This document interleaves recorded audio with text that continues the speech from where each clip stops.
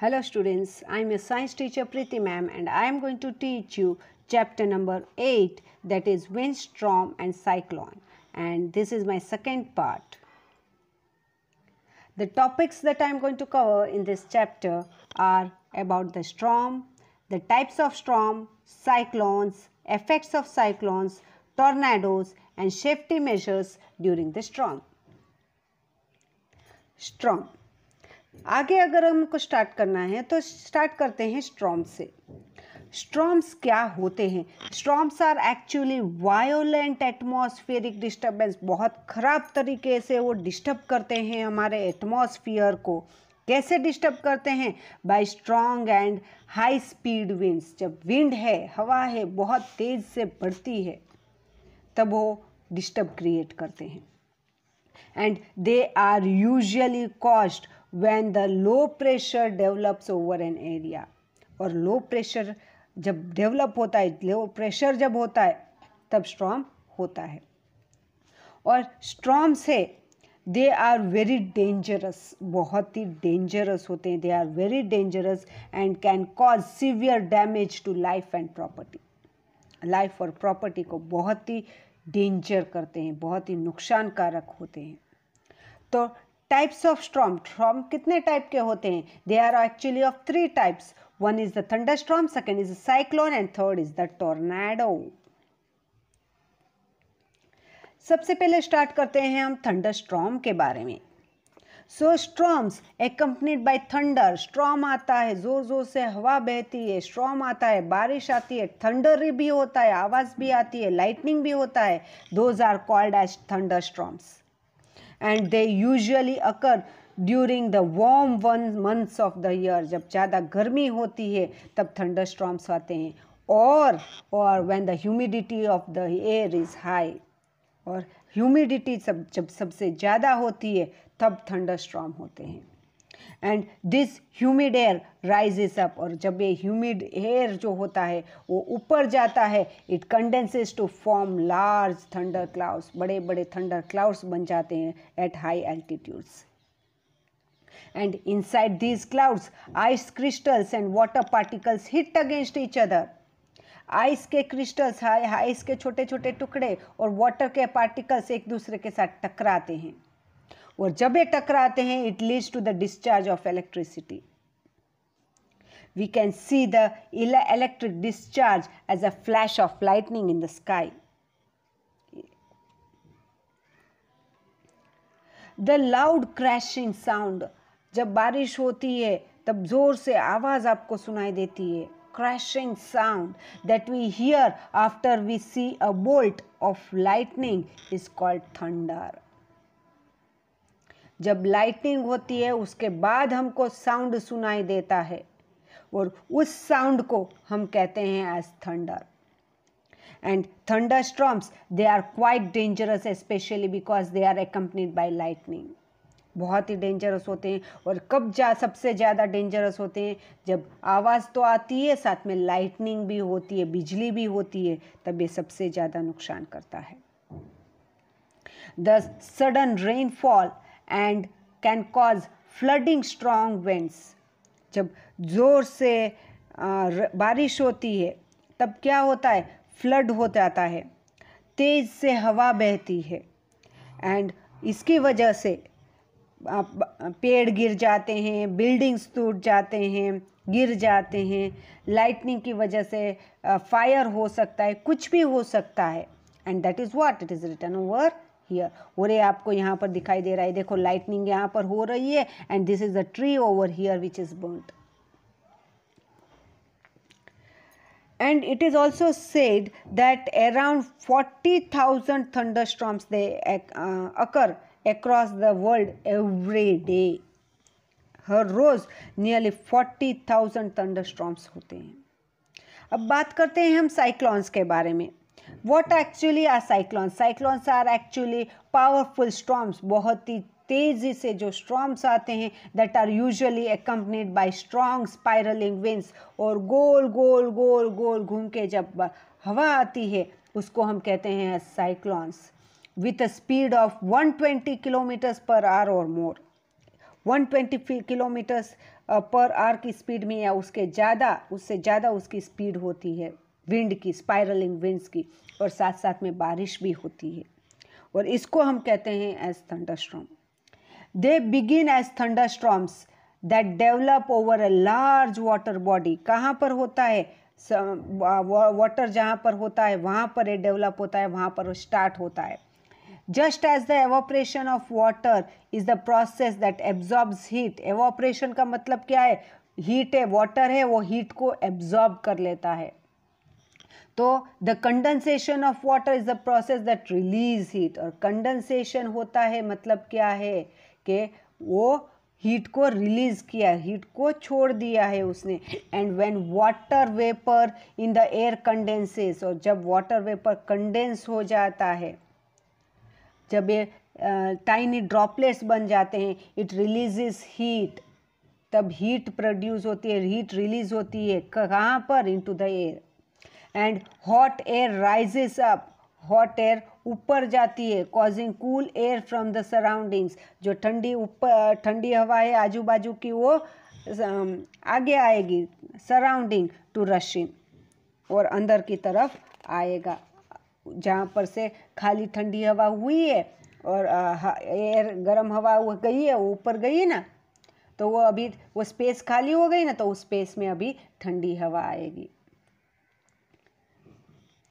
And this system of wind and cloud start spiralling, और इसकी वजह से विंड और क्लाउड से स्पाइरल होना शुरू हो जाता है, और circulating to become a huge storm, और इसी की वजह से स्टॉर्म होता है, जब ये गोल गोल घूमना शुरू हो जाता है।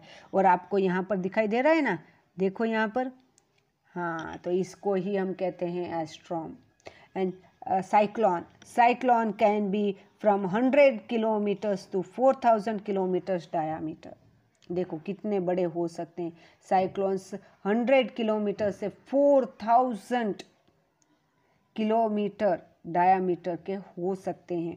और the centre of the cyclone is the region of very low pressure. ये बीच वाला जो पार्ट है ना, यहाँ पर लो प्रेशर होता है, और यहाँ पर क्या होता है? हियर इट इज काम वेदर, वेदर इतना हार्श यहाँ पर होता नहीं है। And this low pressure centre, तो इस लो प्रेशर सेंटर को हम क्या कहते हैं? It is called as the eye of the storm.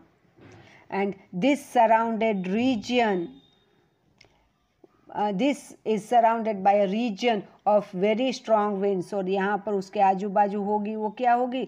बहुत ही स्ट्रॉन्ग विंड्स होगी, और रेन बेरिंग क्लाउड्स होते हैं यहाँ पर। And when the eye of the cyclone crosses the coast line, ये बढ़ते बढ़ते बढ़ते बढ़ते कोस्ट लाइन को पार कर लेगा और लैंड की तरफ आएगा, the cyclone is said to make landfall, तब हम उसको कहते हैं as landfall. Cyclones are called hurricanes in North and Central America. North और सेंट्रल अमेरिका में साइक्लोन का नाम हरिकेन्स है। And typhoons in East and South East Asia. East और साउथ ईस्ट एशिया में साइक्लोन का ही नाम टाइफून है। साइक्लोन्स होते हैं, they actually rotate clockwise in the southern hemisphere. Southern hemisphere में वो क्लॉकवाइज घूमते हैं, और नॉर्दर्न हेमिस्फीयर में वो एंटी क्लॉकवाइज घूमते हैं। इफेक्ट्स बात कर लेते हैं साइक्लोन्स के, क्या क्या इफेक्ट्स हो सकते हैं करके। तो cyclones hit states along the coast of India। जब साइक्लोन से वो इंडिया के कोस्ट पर आते हैं, क्योंकि हम इंडिया की ही बात कर रहे हैं, दे कॉज सीवियर डैमेज, बहुत ही नुकसान करते हैं। And strong winds can bring down trees and structures including thatched houses, electricity poles and communication towers. और ये तेज़ी से बढ़ने वाली हवा जो होती है, उसकी वजह से ट्रीज भी टूट जाते हैं, बड़े बड़े स्ट्रक्चर्स है, घर के ऊपर के छत है, electric poles, communication towers, trees, सब कुछ ही वो तोड़ता जाता है और अपने साथ लेता जाता है। And can cause severe harm to life and property. और उसके बीच में जो भी आएगा उन सबको हार्म करता जाएगा। The strong winds can also cause huge waves along the coastline। ये strong winds की वजह से जो कोस्ट है वहाँ पर बड़े बड़े वेव्स भी आ सकते हैं विच में रिजल्ट इन हैवी फ्लडिंग, और इसकी वजह से भी फ्लडिंग हो सकता है। और जब फ्लडिंग होगा तब क्या होगा कि cyclones they are generally accompanied by heavy rains. Cyclones होते हैं उसके साथ क्या होगा, बहुत तेज से बारिश भी आती है, साइक्लोन भी आता है, बारिश भी तेज से, हवा भी आएगी, गोल गोल घूमती घूमती हवा भी आएगी, वो भी तेजी से 120 किलोमीटर्स पर आवर की, और साथ साथ में बारिश भी होगी। और इसकी वजह से this leads to flooding, flood होगा, वाटर स्टैग्नेशन, वाटर एक जगह पर एकत्र हो जाएगा, और पोल्यूशन भी इसकी वजह से हो सकता है। And this can lead to the outbreak of water borne disease, और इसकी वजह से पानी से फैलने वाली बीमारियां होती है, जैसे टाइफाइड होता है और कोलेरा होता है। India is hit by 5 to 6 cyclones every year. 5 से 6 साइक्लोन्स इंडिया में आते हैं हर साल, with 2 or 3 of them being severe, और उसमें से 2 या 3 तो इतने भयानक होते हैं कि वो बहुत ही नुकसान करते हैं। Most of them occur in bay of Bengal, और ये जो भी साइक्लोन्स होते हैं वो कहाँ पर होते हैं, उसमें से ज़्यादातर बे ऑफ बंगाल में होते हैं, और बे ऑफ बंगाल में है तो उसके आजू बाजू के स्टेट्स को नुकसान करता है। तो आजू बाजू के स्टेट्स कौन कौन से हैं, आंध्र प्रदेश और उड़ीसा, इनको सबसे ज़्यादा नुकसान होता है। ये देखो पेड़ गिर जाते हैं, यहाँ पर देखो पेड़ सारे, tree has fallen down, you can see over here cars, और उनको भी बहुत सारा नुकसान हो सकता है। Now let's talk about the tornado. Tornado also called as twisters, tornado का दूसरा नाम twisters. They are violent dangerous storms, बहुत ही वायलेंट, बहुत ही नुकसान करते हैं, बहुत ही डेंजरस होते हैं, with funnel like rotating column of air. हवा ऊपर बहती बहती आती है, वो भी राउंड राउंड में, and there fast whirling wind extend from thunder clouds to the ground, बहुत ही ऊपर तक होते हैं आकाश में, और जिसकी वजह से दे कैन लिफ्ट और ब्लो अवे हेवी ऑब्जेक्ट्स, और इसकी वजह से कार्स, ट्रक्स है, घर है, वो सब कुछ ही वो तोड़ता जाता है और अपने साथ लेता भी जाता है साथ में। ये सिर्फ हवा होती है। The speed of the winds in the strong tornado can be up to 500 kilometers per hour. Speed देखो टोर्नेडो की 500 किलोमीटर्स, और हमने साइक्लोन का क्या देखा था, सिर्फ 120 किलोमीटर, और इसकी तो सबसे ज़्यादा। साइक्लोन तो बारिश के साथ आती है, टोर्नेडो सिर्फ हवा होता है, which is moving at a speed of 500 kilometers per hour, which is more than twice the speed of the wind in the most severe cyclones. Cyclones में जो हवा होती है उससे कहीं गुना ज़्यादा ये होती है। Tornadoes cover much less area than cyclone. हाँ, बहुत ही कम एरिया कवर करता है वो, मगर वो सबसे ज़्यादा डेंजरस होता है।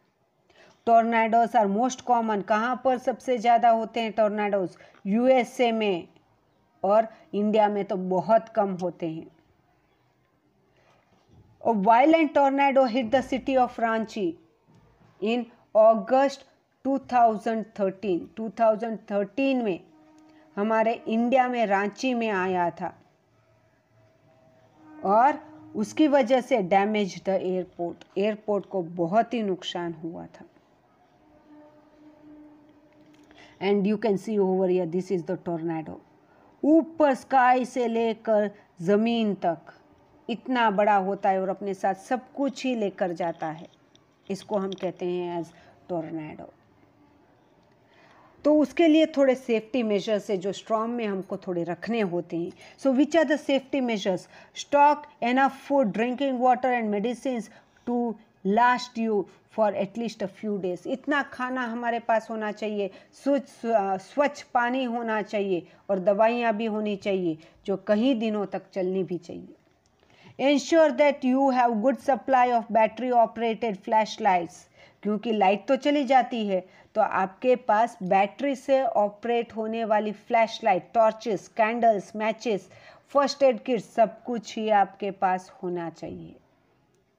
Avoid plugging in any electrical equipment during the thunderstorm as lightning can damage electrical equipments. कोई भी electrical equipment को टच मत करो, प्लग मत करो, प्लग के अंदर मत डालो। इलेक्ट्रिसिटी, लाइटनिंग की वजह से इलेक्ट्रिसिटी उसमें पास हो सकती है और डैमेज हो सकता है। Avoid touching metal objects, metal objects को टच मत करो। If you are stuck outdoors during the thunderstorm में कहीं आप बाहर हो तो क्या करना है? Do not take shelter under the trees के नीचे मत रहना। Strong winds can uproot trees, बहुत ही स्ट्रॉन्ग विंड्स, तेजी से विंड आएगी तो क्या होगा? ट्रीज पूरी उखड़ जाएगी और आप पर गिरेगी तो नुकसान तो होगा। Lightning usually strikes the tallest structure, और लाइटनिंग होगी वो सब आजू बाजू जो सबसे टॉलेस्ट स्ट्रक्चर है उसी को वो नुकसान करता है। And therefore tall trees is dangerous to rest under, इसलिए बड़े बड़े लंबे लंबे ट्रीज के नीचे कभी भी हमको रुकना नहीं चाहिए।